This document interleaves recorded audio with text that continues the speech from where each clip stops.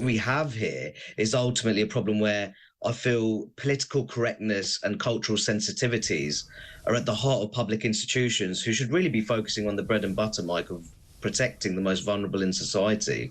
We really should. And it's incredible, isn't it, that this went on for such a long time, because I was listening to Maggie Oliver on Julia Hartley-Brewer's show this morning, and it's been going on for so long. And Maggie Oliver says, quite rightly, and points this out, that it hasn't stopped, that there are still Pakistani men grooming young girls in northern cities in this country, and it's not stopped. No, absolutely. And I think that Maggie Oliver's been an incredibly courageous figure on this front. And quite often she faces a torrent of abuse, along with Labour MPs such as Sarah Champion, just for flagging the fact that we have a very serious problem here where public institutions are ultimately prioritising cultural sensitivities over the delivery of justice. And that's simply unacceptable state of affairs. And you're talking about the scale, but also the duration of the problem. We saw with the Telford report, this spans back 40 years. That this is a decades-long crisis. And I think in that particular part of the country, the report found that West Mercia police essentially allowed a culture of nervousness surrounding race to develop among officers. That culture became prevalent. And that really needs to be rectified. Absolutely right. I mean, Labour, of course, have jumped on the bandwagon and accused the Tory government once again of being racist. They said that they've singled out British Pakistanis and they're engaged in dog whistle politics. Well, you know, people that I speak to, whether they're from the Sikh community, whether they're from the Hindu community, they do say that actually their children are also at risk because these mainly Pakistani Muslim men are targeting girls from other religions. Well, I also think that argument does a great disservice to British Muslims who are utterly horrified by the national grooming gangs crisis.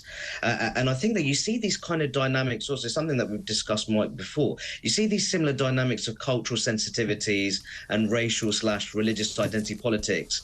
You see that playing out in areas such as counter-extremism as well, that people are almost fearful to take a robust approach towards Islamist extremism for fear of being accused of being racist and Islamophobic. And I think you're seeing those very similar dynamics playing out over the grooming gangs crisis as well. Yeah, because, I mean, we had, did we not, the report after the independent inquiry into child sexual abuse back in October.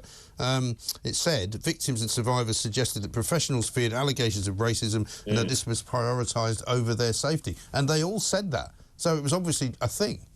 No, this is clearly an established trend across multiple independent reviews and reports. It simply can't be ignored. And I think that the 2020 Home Office report, it did clearly state that a number of studies found that Asian and black people were overrepresented when it comes to this particular kind of activity. But another problem that I'd want to raise, Mike, is that there's a lot of missing data. Now, why is it the case that you have so much missing data for this particular kind of criminal activity? Is it the fact that police forces, because of that culture of political correctness, they're even reluctant to record the ethnicity of offenders in some cases? Yeah, and that is a problem, clearly, that would probably persist in the judicial system and the justice system all told, right? Not just when it comes to these kinds of offences. Well, I think that more generally we see various spheres of life in British society which are ultimately paralysed by political correctness and these cultural sensitivities as well.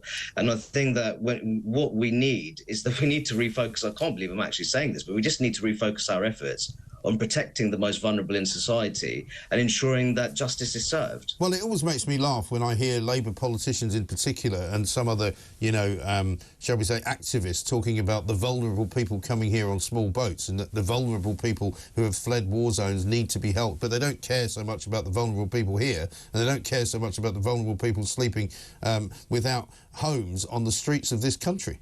No, I couldn't agree more, Mike. And I think another point I want to raise is that when you're looking at the victims of group-based child sexual abuse, there's a disproportionate number of women and girls who are suffering from disabilities. Right. And I think that really tells you that how badly let down some of the most vulnerable people living in our society, how badly let down they've been by public authorities who simply have not had their interests of heart. They've been far more focused on protecting their backs or looking to avoid potentially tense situations. But that's ultimately what they're paid to do. Yeah. Well, it has to be said that vulnerable people and the use of that phrase clearly doesn't, in terms of the public sort of defenders, if you like, doesn't include white working class girls or white working class boys. Have a look at this from a government spokesman who said yesterday, this will also include police recorded ethnicity data to make sure suspects cannot evade justice because of cultural sensitivities, which tells you that they were escaping justice in the past. Oh, no, absolutely. And I think we've also had cases of investigations, one being Operation Augusta in the northwest of England, which was prematurely closed down because of these racial sensitivities, the sensitive community issues, fear of inciting racial hatred. If they did their bread and butter of investigating grooming gangs, in that case consistently being made of Pakistani origin men. Yeah. And I think that actually, Mike, I'll just make this point. A lot of people say that, well, this is a gift for the hard right if you expose these kind of cases. The real gift is that local authorities and public institutions not addressing these problems because they ultimately want to be pro-diversity and they ultimately prioritise their racial sensitivities over protecting the most defenceless in society. Yeah.